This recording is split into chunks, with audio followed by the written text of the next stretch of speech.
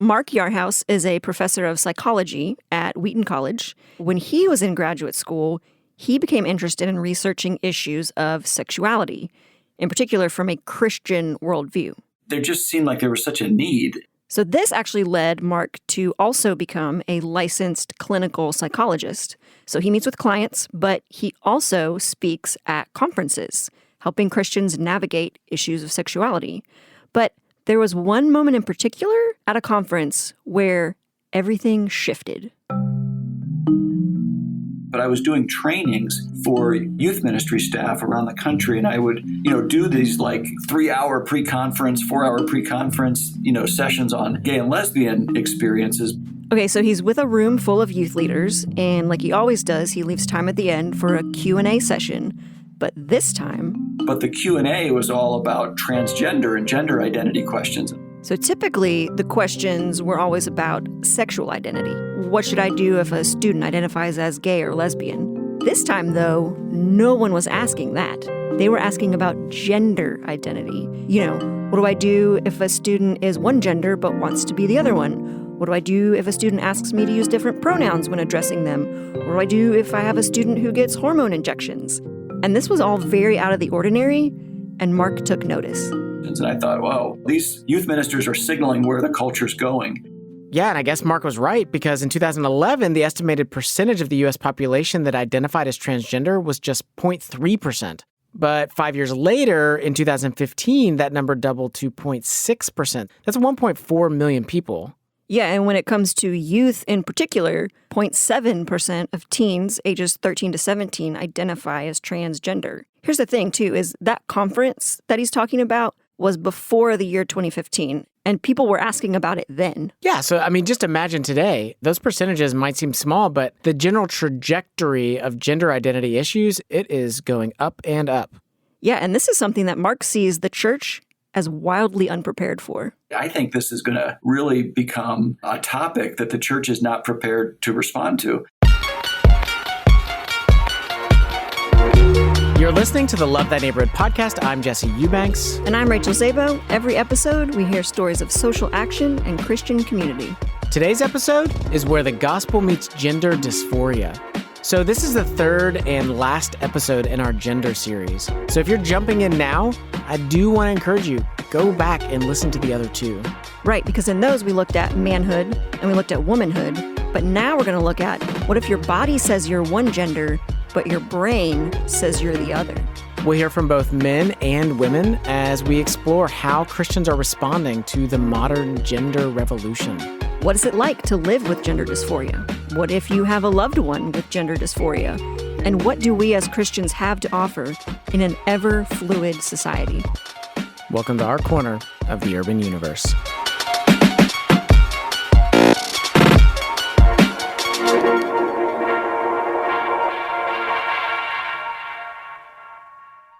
Okay, so when it comes to the topic of gender identity, Christians are actually not silent on this issue. For example, here's a clip from Refinery 29. When I imagine a trans child coming to understand, I think I might be a girl in this boy body. I'm like, thank you, God, that the child is becoming aware of who they really are. And our job as a culture and as a society, as a church, is to make safe spaces for people to be. God creates out of love. God creates love out of love. Okay, so their approach is to be affirming, like, you do you, anything's acceptable. Yeah, if you think about the balance of giving grace and truth, like these folks are all grace, grace, grace, grace. And then you got Christians on the other side that are like so concerned that people are being like way too gracious that they overcorrect and go into like their version of hyper truth. For example, like this clip from Pulpit and Pen. Pronoun hospitality, and to call transgender, quote unquote, people, I can't say that without scare quotes because no one in the history of the world has ever transitioned their gender. We should use preferred pronouns for our quote unquote transgender friends. To hell with that. Literally, that idea should go. Okay, yeah, sadly, this is what I typically think of when I think about the broader Christian response to issues of gender. Yeah, it's like there's something about like when we go all grace or we go all quote unquote truth, like it's not really grace anymore and it's not really truth anymore. We have to have both. Yeah, and really, if you look at the broader culture, like these are the two options. Either be all about defending that God created two distinct genders, or be all about telling people that they can be whoever and whatever they want. Well, thankfully, those aren't our only two options, because God offers us a better way. So in his first letter to the Corinthians, Paul spends time addressing love and relationships. But then he talks more broadly about the whole of life in general. And he writes this, "For now we see in a mirror dimly." Right, and he's talking about the fact that there's an incompleteness to life right now. Yeah, we don't have the full picture. Our understanding is limited. There's questions and confusion. And honestly, I think that that's a good analogy for folks struggling with gender dysphoria. They literally look in the mirror and feel like what they're seeing is distorted from who they really are supposed to be. There aren't fast and easy answers to this. Yeah, but we prefer fast and easy answers, which is why some folks just want like a Bible verse that they can attach to this issue. Like I'm thinking about in Deuteronomy, where God commands that a man shouldn't wear a woman's clothes and women shouldn't wear men's clothes. Well, sure, but that law is part of a sort of grab bag section of laws. And, likely it was addressing certain pagan rituals at the time. There's no indication that it has to do with how someone views their gender. Or with verses that talk about eunuchs. I've heard some Christians claim that eunuchs were a third gender in that society, and so therefore breaking out of binary genders is acceptable. Yeah, but I would argue that eunuchs were still men. I mean, they had their testicles removed as a sign of submission or loyalty to those that they served, but that doesn't mean that they weren't still male or that they wanted to live as females. Yeah, okay, so if we're going to talk about gender dysphoria, we need to understand that, this is a complex issue, one that probably isn't going to have a simplistic one Bible verse response. So let's explore that complexity by hearing a firsthand account of what it's like living with gender dysphoria. So I'm Frances. I was assigned female at birth. I present rather androgynously. So this is Frances, and Frances is not her real name, but she was born a female, meaning she has a female body. And growing up, she acted a lot like a tomboy, which is not shocking. A lot of girls act tomboyish, and we know they're still girls. I always knew that I was a girl, but it was that doesn't mean anything, It didn't mean anything until she hit puberty. I hit puberty and I started to become really, really just genuinely uncomfortable with myself. Okay, so as a female, when you hit puberty, we know that some things happen to your body, and one of those is that you start your period, which honestly is unpleasant no matter who you are, but it caused particular distress for Frances. I have no desire to reproduce ever. Anything to do with that is uncomfortable and a no-no. I do want to make a distinction here, this isn't the typical reaction to a young girl getting her period. Usually it's hard, it's not an exciting moment. But for Frances, she was devastated anytime she had it. Frances didn't ever want to be pregnant or have children, so getting her period bothered her because it was a symbol that she could now have children, which is something she didn't want. And also, another thing that happens at puberty is that girls develop their breasts. And Frances hated this.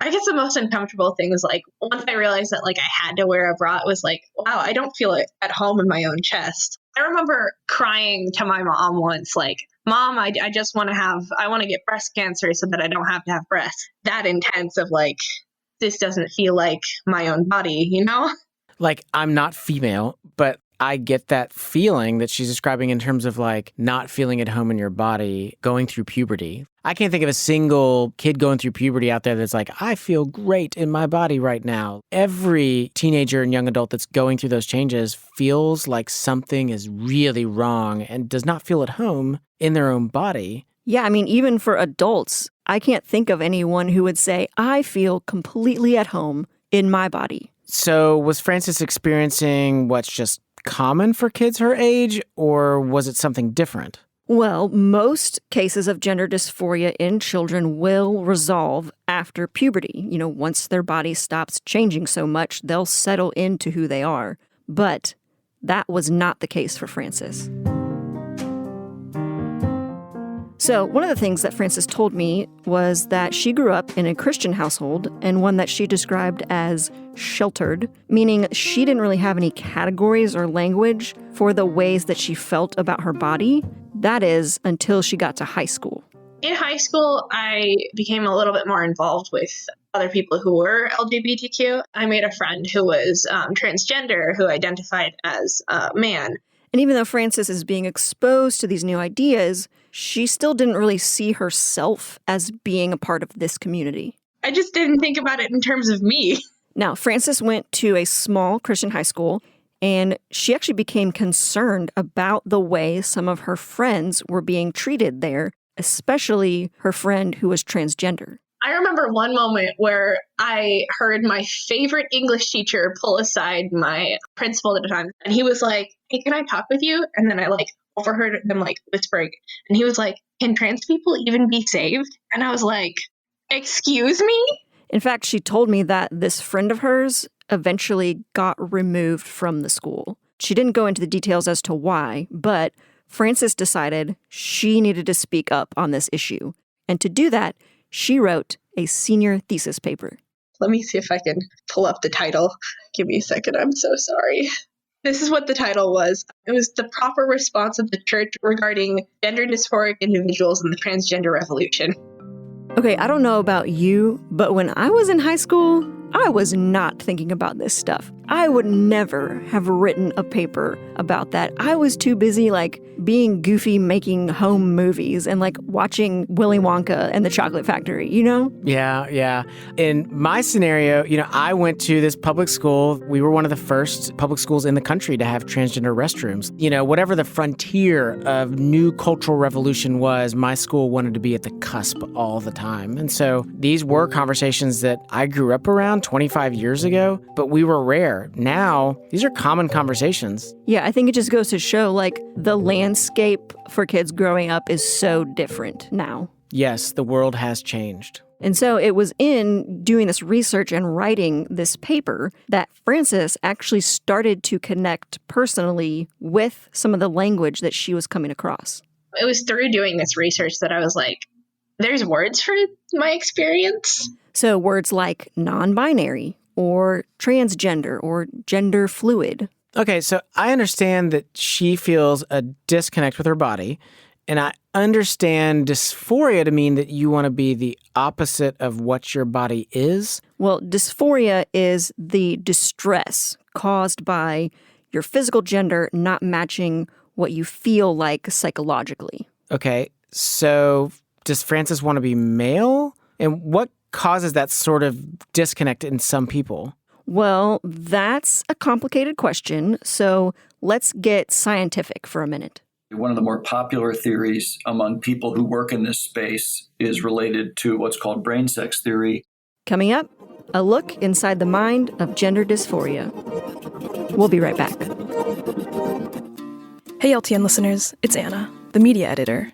Recently, we asked some of our alumni how serving with Love Thy Neighborhood has impacted them. This is Hank Womble from Birmingham, Alabama. Hank served with us for a summer, and during his term with Love Thy Neighborhood, he not only gained hands-on professional work experience, he also learned this about relational community. Community building happens one person at a time, and I'm thankful because I am wanting to help Birmingham grow and help them develop into the community that I know it can be. If you want to find your internship where social action and Christian community meet, head over to lovethyneighborhood.org and apply today.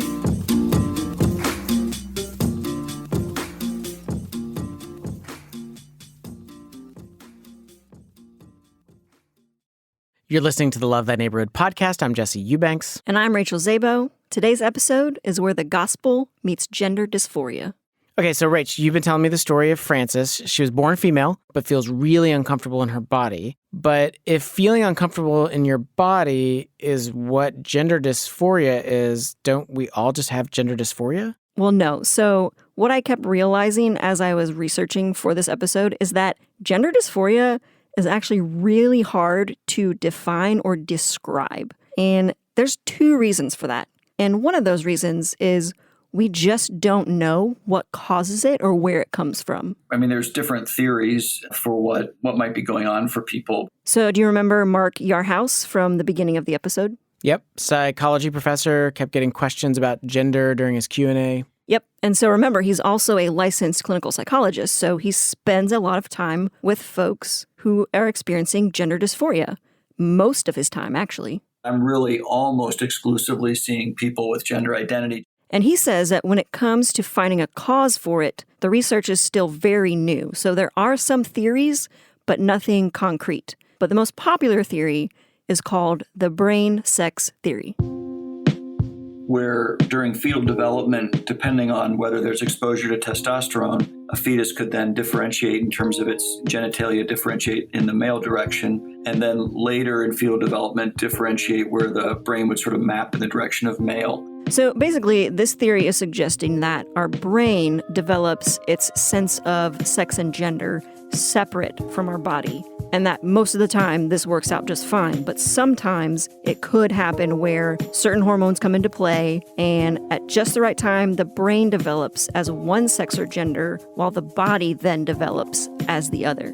One thought is it possible that in rare instances that they just don't map in the same direction for whatever reason? But again, this theory, it's just that. It's a theory. The reality is we don't know what causes gender dysphoria. Some people find the research more compelling than other people. I'm not against this idea. I just don't think there's sufficient research right now to support it. Yeah, I mean, I guess I hear that, and intellectually, I get what it's saying. The body was heading in this direction. The brain was supposed to go the same direction, but something happened and it took it off in a different one.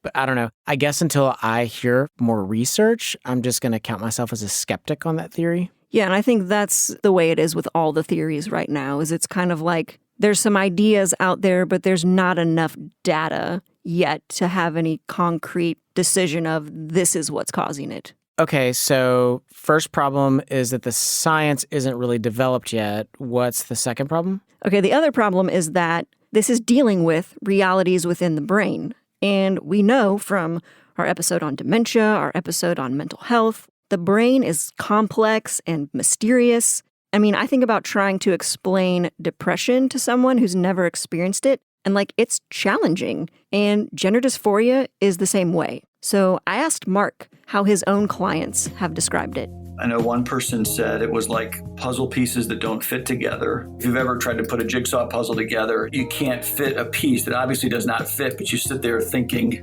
I'm going to make this piece fit. And you try to force that in there, it just doesn't work. One person said it was like dissonance in music, where there's a tonal combination that is seeking resolution, but it just never resolves. He told me that one person likened it to an old-time radio that has a constant hissing noise in the background. It's a sound that they can ignore if they put effort into it so that they can sort of hear the broadcast. It can't be extinguished without pulling the plug. And actually, Frances gave me a similar analogy in describing how she feels inside her body. Even now, I look at the mirror and I'm like, who is that? It doesn't look like me. Like I got into the wrong car, Like I'm driving stick, but I don't know how to drive stick. Okay, Jesse, so you asked if Frances wants to be a man. Right, yeah. I'm really trying to understand this. Okay, so the answer to that would be somewhere between no and maybe and I'm not sure. So here's what's going on. Frances is a female, but she's having all sorts of difficulty with the parts of her body that are distinctly female. And on top of that, she's also having a difficult time with the cultural expressions of femininity within her circles.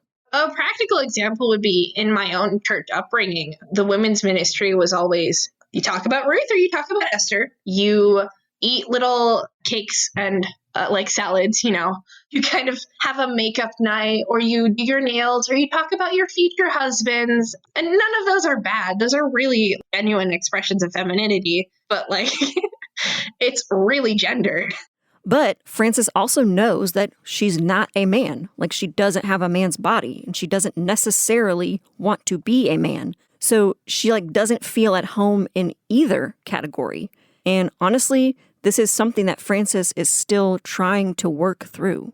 The wording that really clicked with me in terms of gender identity was non-binary, which is to be outside of the realm of male or female. And I think being a Christian in that experience, I'm not saying that I necessarily identify as non-binary, but that it's just the best word to explain that experience. You know, I heard somebody speak this last year about gender dysphoria, and one of the points that they made was the more restrictive and precise that gender roles are within a culture, the higher dysphoria goes up if you don't fit that model. Like, if I don't match exactly what manhood looks like in this culture and womanhood looks like in this culture, then my feelings of dysphoria within my body are just going to increase. And I feel like a lot of what Francis is explaining here is that, like, this is what womanhood looks like in my culture. I don't fit that model of womanhood, and it's intensifying her feelings of dysphoria within her own body. Yeah, and I think the church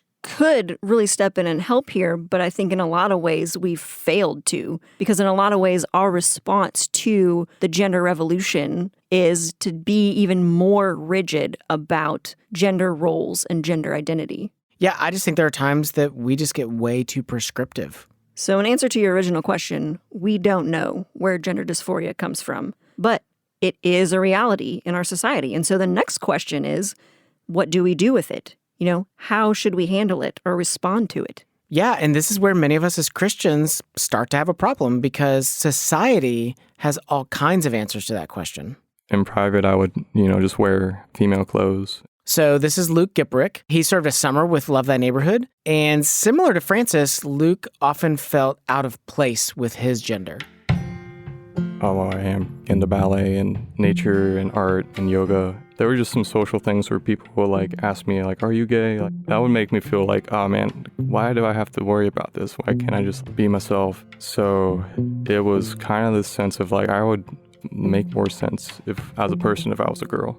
At the time, Luke was just entering college, and he was also a new Christian. And he had no idea how to navigate this. So he experimented. In private, I would, just wear female clothes, and that would be just like a fantasy to try and imagine, okay, what would I look like if I was a girl? How would I appear? And here's the thing, because Luke was now a Christian, he knew that God had created him with intentionality, but it felt like a lose-lose situation. I knew that it wasn't right, and I knew that he created me male, and it was still hard because I just felt a real sense of loss. Man, I would be more understood, more happier if I was a girl. Yeah, I can hear the tension and the wrestling as he's describing that. I heard somebody talking about when we begin to question core, basic, foundational principles to life, it really causes us a lot of distress.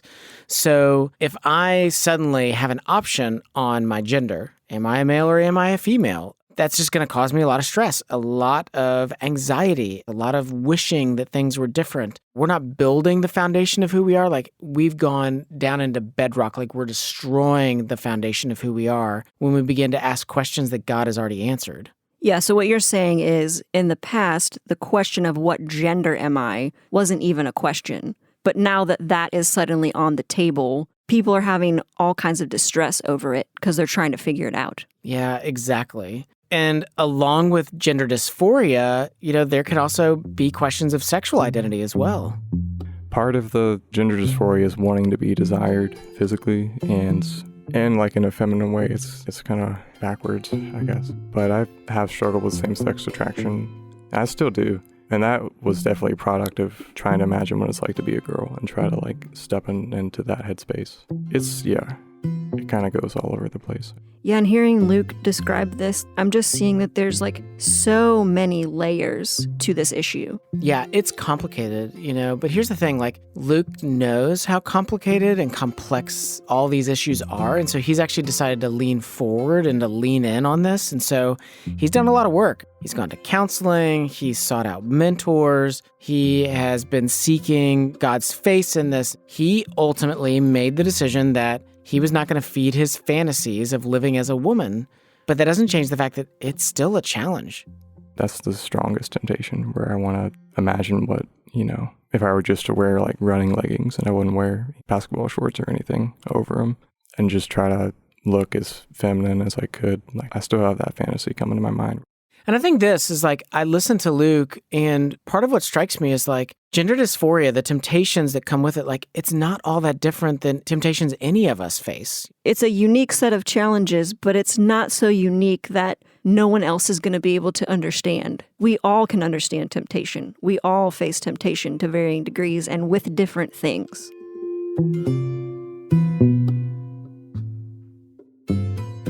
Okay, so far, we've heard from folks personally dealing with gender dysphoria, but there's another angle to this that I also want to look at, and that is, what if it isn't you who's dealing with gender dysphoria, but it's someone that you love? What is it like to walk with another person through this experience? It was a multi-layered, it's a nest and a web that I would say I still haven't completely untangled. So this is Barry Clover, and when his daughter, Allison, was 8 years old, he and his wife got divorced, and they shared custody of Allison. And so it was one of those situations where we got a lot closer through that. I mean, she was naturally closer to her mom, but she and I got a lot closer. I would say by the time she was going into high school, we were very close. Which meant a lot to Barry because at the time, Allison was his only child, and, he loved her, and he loved seeing the person that she was becoming. It's not exactly bubbly, but a very spunky, sort of sly, humorous disposition toward life. Tended to be very upbeat in general about just sort of everything. Tended to be a person of encouragement wherever she went, and was very artistic from the get-go, very creatively oriented. In fact, as she got to spend more and more time with Barry, she got to go to church with him. And actually, while she was in high school, one of Barry's lifelong dreams came true. He got to baptize his daughter. Getting to baptize my daughter was like a pinnacle dream come true moment. Yeah, and I mean, like, what Christian parent doesn't want to see their child come to faith and be baptized? That's a glorious moment. Yeah, like it's such an exciting time in the life of a parent. Yeah, and on top of that, around that same time, Barry actually met someone, he fell in love again, he got remarried. Life was beautiful. But then things started falling apart. I guess I got married at some point in her freshman or sophomore year. There's some interplay between me getting married and attaching my life to this other life, and the complicated dynamics of that, and the increasing influence of the other household. The other household meaning when Allison would go stay with her mom. A household that was by this time pretty hostile to the gospel and the gospel worldview. And going to a school that, in my opinion, is a very strong academic school, but the school culture not only encourages kids to try on identities that are, outside of what we would consider the traditional Judeo-Christian ethic, but actually encourages and even forces upon it. Like, in other words, when questions arose in her own mind and in her own heart, the answers were provided for her as these are the only answers, and this is what this means about you. Yeah, I just think, though, like, what kid doesn't question their identity as they're in high school and in college? That's part of becoming an adult. It's figuring out who you are. Right, trying on different identities, trying out different things, seeing what works and what doesn't. But for Barry, who he knew Allison to be was slowly slipping away. The first stage of this was she got out of a bad relationship with a boyfriend that had been kind of a middle school, early high school relationship. And then the next phase of it was that she believed, and this would have been the first year of my marriage, she believed that she was bisexual. That was the way she was trending or oriented. And so she experimented a little bit with having a girlfriend. But at some point around junior, senior year, that morphed into, we started to hear the conversation about gender dysphoria.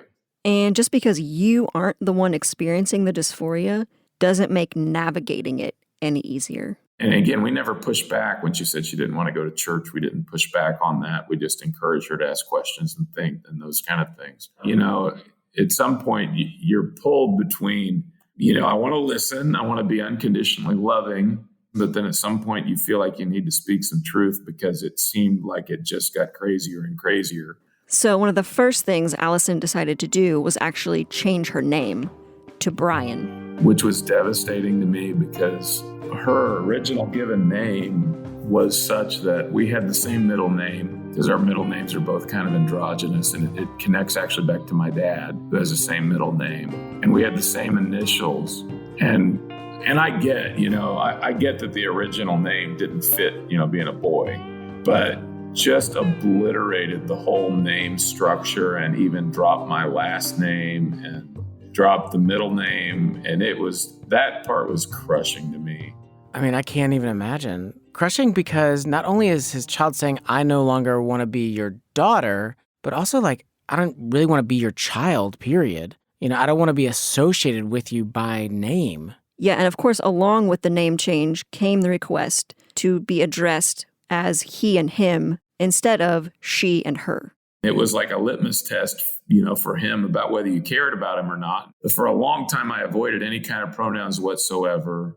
But I did call him by his chosen name, and that took a lot of prayer and just, at some point, I just did it. Okay, can we pause here on the pronoun thing for just a second? Yeah, I mean, this is a big issue for a lot of folks. So I'm curious, for you, how do you navigate the preferred pronoun issue? Yeah, so I do it imperfectly. I do it stumbling for sure. Here's the two tensions that I'm sitting between. On the one hand, if I know somebody and they request that I refer to them with a particular pronoun, I'll do it. And I'll do it because I want to preserve the relationship. Like, to me, the relationship is bigger than the particular issue. But on the other hand, I don't think it's healthy for us as a culture, both within the church, as a nation, like as a world. I don't think it's healthy to adapt all of our pronoun language to people's preferences when those preferences are not coming from a healthy place in the first place. Yeah, I get how that could be unhelpful. I think about, I have depression, and if I'm in a depressive episode, I will say things like, just leave me alone. When really, that's not what I want. And that's not what I mean. Yeah, and the last thing that would be helpful to you would be for all of us to leave you alone. Yeah, that would be terrible. I'll just spiral further down. You think in that moment that's what you need and that's what you're requesting, but the worst thing we can do is to actually give you that. Yeah, but I'm just saying that it's like a gut reaction out of a very unhealthy mental space. Right. I am concerned that people are saying, hey, refer to me as X, Y, or Z, but it's coming from a part of them that's very confused.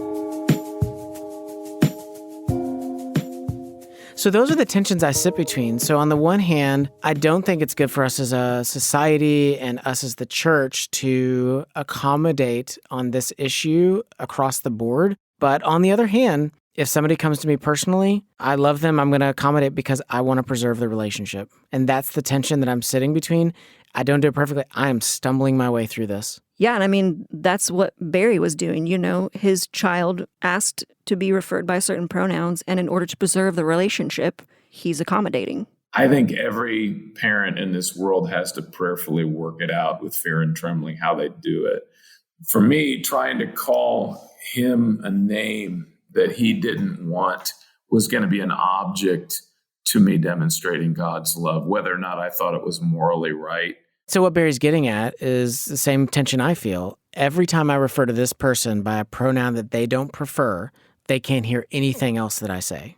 Yeah. And so after wrestling through this tension of what to do with the whole name change and pronoun thing, then he was informed that his child was going to start undergoing hormone treatment. I remember just unprompted in a Zoom call when he was at college, him taking off his shirt to show me what wasn't there anymore. And what's happened physically since then has been really dramatic, like really, really dramatic. So Barry's child had their breasts removed from taking the hormones. They have more muscle mass. They now have less of an hourglass figure, more of like a boxy figure. They have a full beard, and they've gotten tattoos all over their body. And if you ran into this person on the street, there would be no indication that this person was ever a female. They look like a man. And in addition to shedding a female identity, they've renounced their faith. I very much had to mourn my daughter. like I, in a sense, have had to grieve my daughter because biologically, physiologically, that person doesn't exist anymore. And there's still obviously some core components. And I guess if he were sitting here today, there'd be some semantic dispute over, well, this person that we have now is who he's been all along. I don't think that lines up with my view of how God created us. But the most helpful thing and most difficult thing for me has been, I've had to take that 8th grader who played the cello and had green hair and was this quirky, fun girl, and I've had to mourn the loss of her.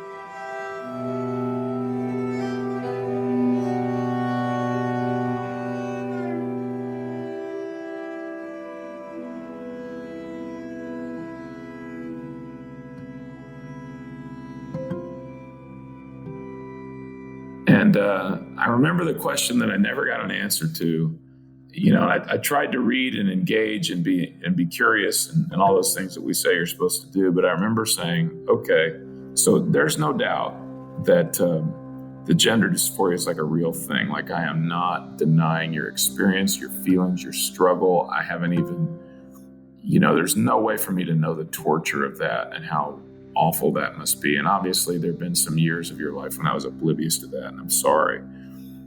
But if we're going to identify this as gender dysphoria is that there's a disconnect between what your psychological sense of who you are and what your body's sense of who you are is. Why at 17 years old would we not exhaust? And I'm not talking about treating it as a condition or a disease or, any of those things that have, that people have done. But why would we not exhaust every option in terms of understanding yourself psychologically before we started permanently changing your body? And I never got a good answer on that. I never did.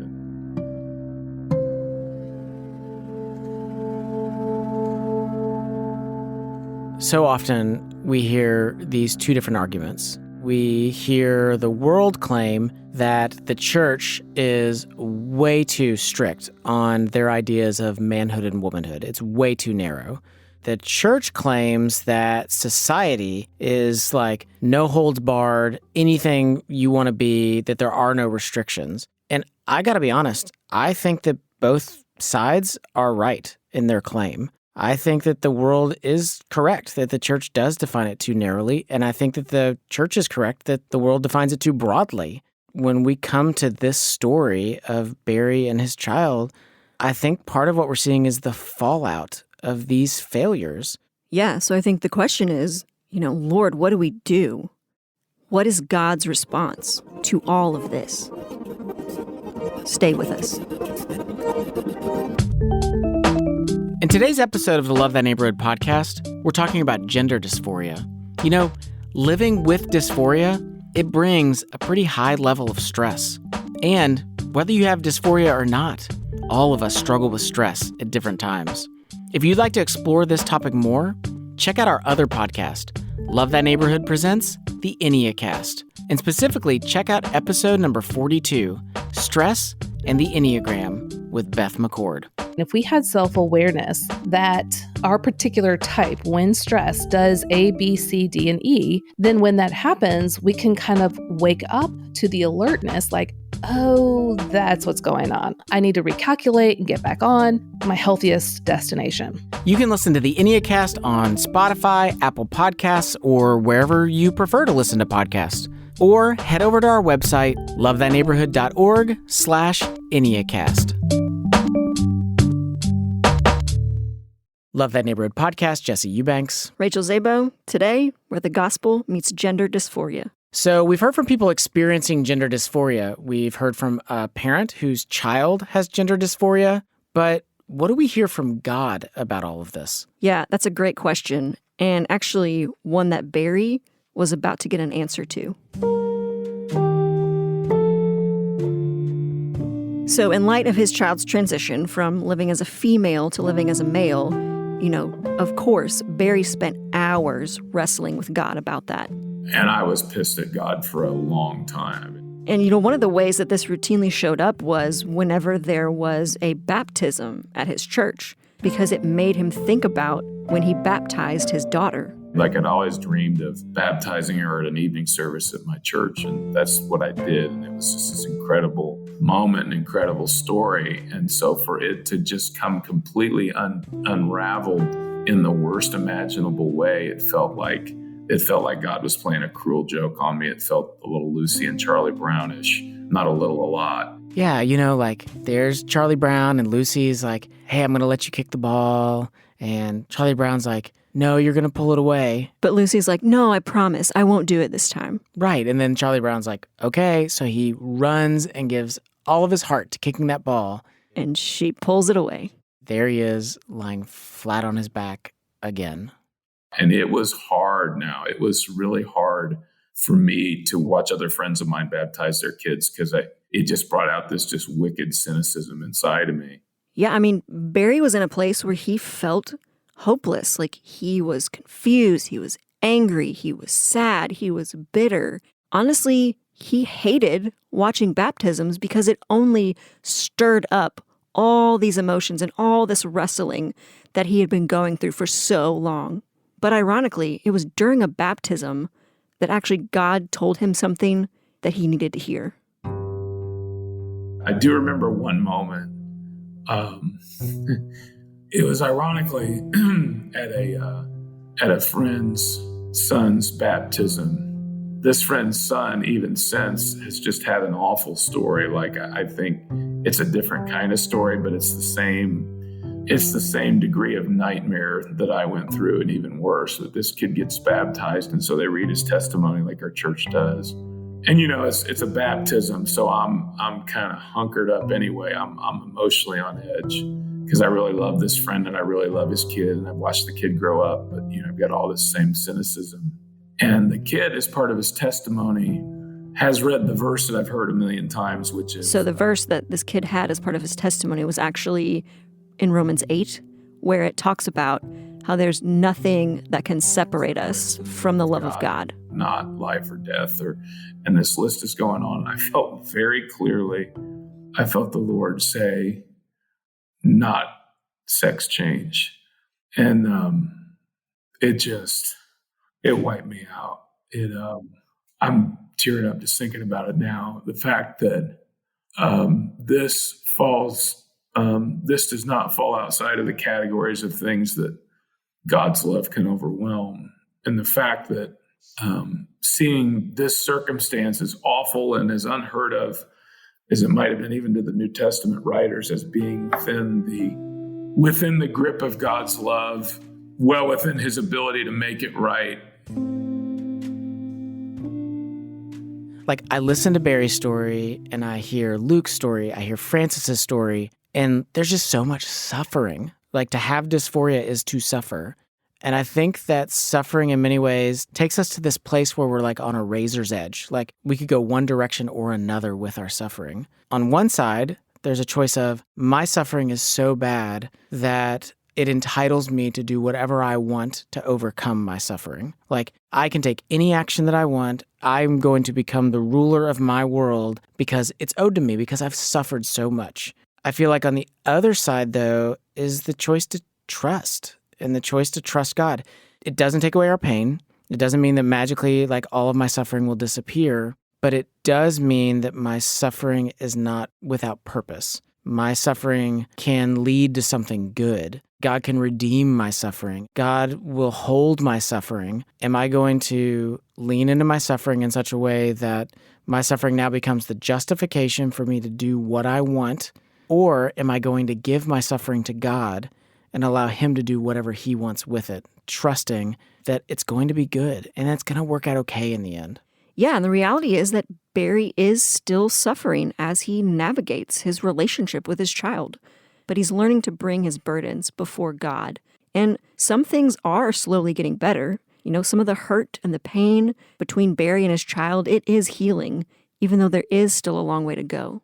I would say it's loving, it's respectful. I don't know if it's super intimate, but it is, I think we've covered a lot of ground. I think we've gotten through some challenging conversations, and I think we're both working at it. But ultimately, holding fast to God and knowing that God is holding fast to him, Barry knows he'll be able to endure to the end.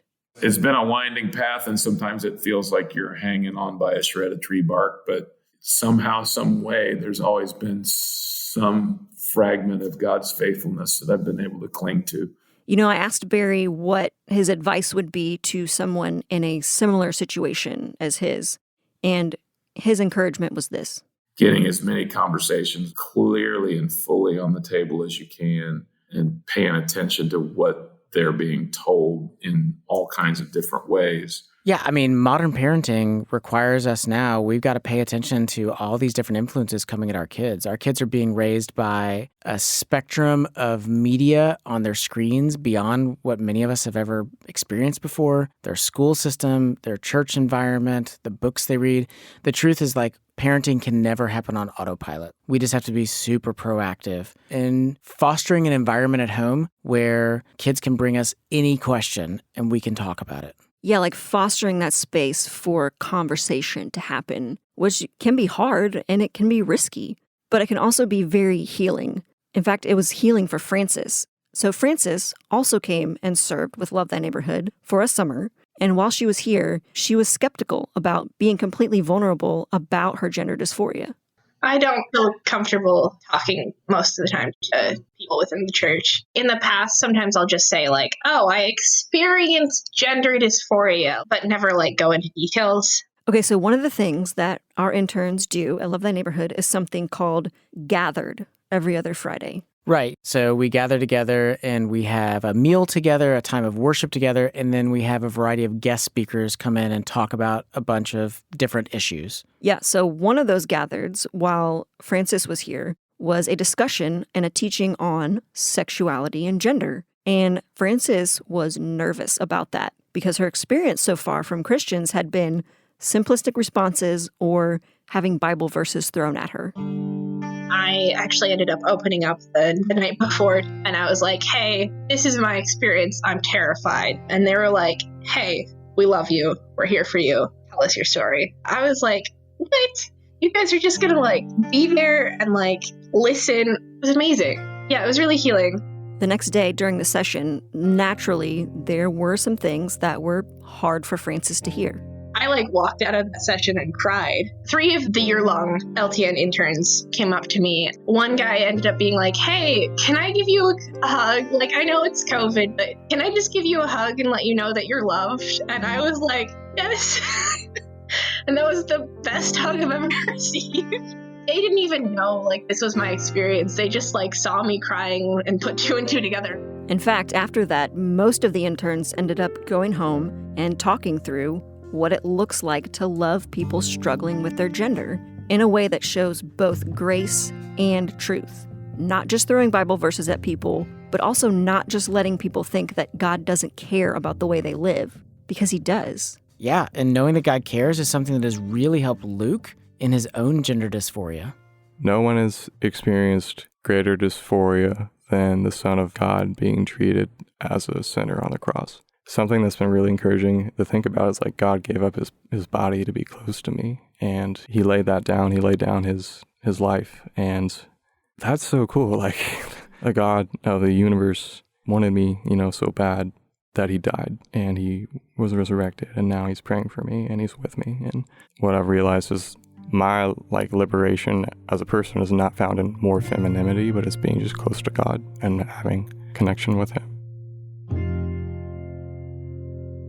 So what does all this mean? I guess I just want to say this. If you're struggling with your gender, you don't feel like you're man enough or woman enough, or you don't feel like a man or feel like a woman, you look at the broader culture and you see that you're being invited to maybe try a different gender. But you look at the church culture and you see that you don't really fit their ideas either. I just want to encourage you, there's more than enough room for you in your biological gender. We look at the scriptures and we see such a vast array of expression from both men and women, where it's not nearly as narrowly defined as so often the church makes it, but it's also not nebulous and undefined in the way that secular culture makes it. don't make the mistake of embracing either one of those, because God has made you fearfully and wonderfully made. You're loved, and the world needs you as a man, as a woman, and who you're being formed into. And if someone you know is struggling with gender dysphoria, our encouragement would be this. Step into conversations. Go with them on their journey. Don't just offer simplistic answers, but also don't just affirm everything that they tell you, because it may not be helpful to them. Show them grace, show them compassion, but show them truth, and balance both of those things. When Paul was writing to the Corinthians, he described life as looking through a mirror dimly. He meant that in this life, we're never going to have a full picture of everything that's going on, or exactly who we are, or sometimes even who exactly we're meant to be, or the story that we're going to write. So many things remain shrouded in mystery, but we see enough to know that they're pointing somewhere. There's just enough revealed that we can know something about God and about our future. Paul goes on to remind us that it's not always going to be this way. One day, God is going to reveal our true selves. Paul went on to say, "For now we see in a mirror dimly, but then face to face. Now I know in part, then I shall know fully, even as I have been fully known." While you so often might feel like a mystery to yourself or to the people around you, while often you might feel like you don't understand yourself, and you definitely feel like people around you don't understand you, the good news is this: God has always, since before you were born, known you and understood you, and nothing will ever change that. In a world of constant change, let's hold fast to the God who has promised that everything he does, even down to our gender, is ultimately for our good.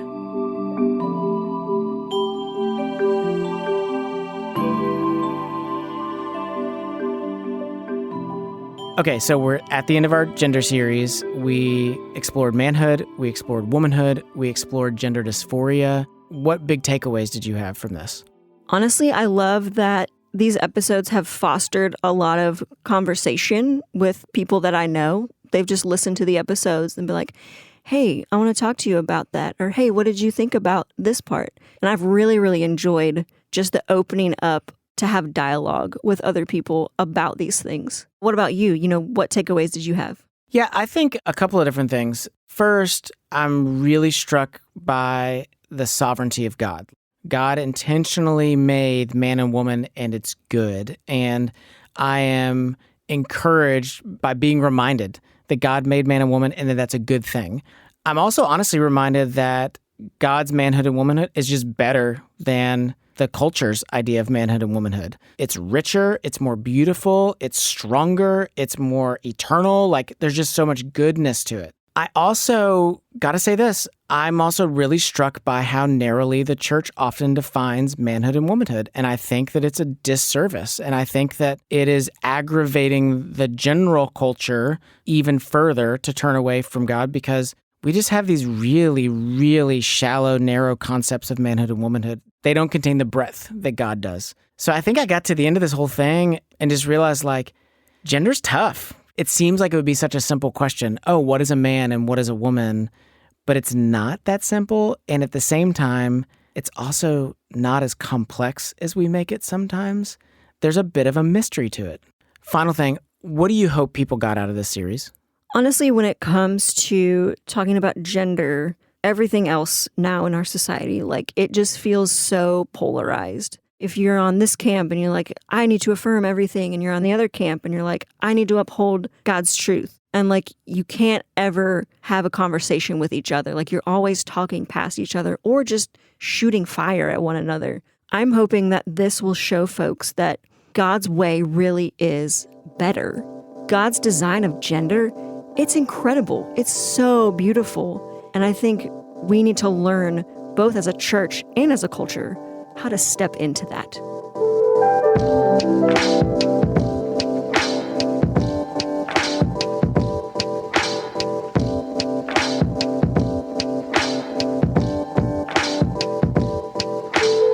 For even more resources on gender and gender dysphoria, or to hear past episodes of this podcast, Visit lovethyneighborhood.org/LTN podcast.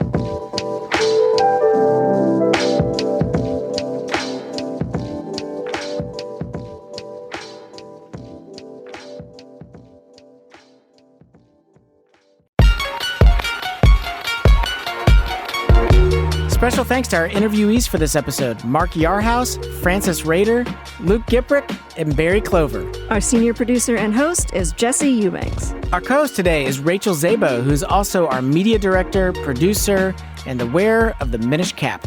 Our media assistant and audio engineer is Anna Tran. Music for today's episode comes from Lee Rosevere, Poddington Bear, and Blue Dot Sessions. Theme music and commercial music by Murphy DX. Apply for your social justice internship supported by Christian Community by visiting lovethyneighborhood.org. Serve for a summer or for a year, grow in your faith and life skills. Learn more at lovethyneighborhood.org. Which of these was a neighbor to the man in need? The one who showed mercy. Jesus tells us, go and do likewise.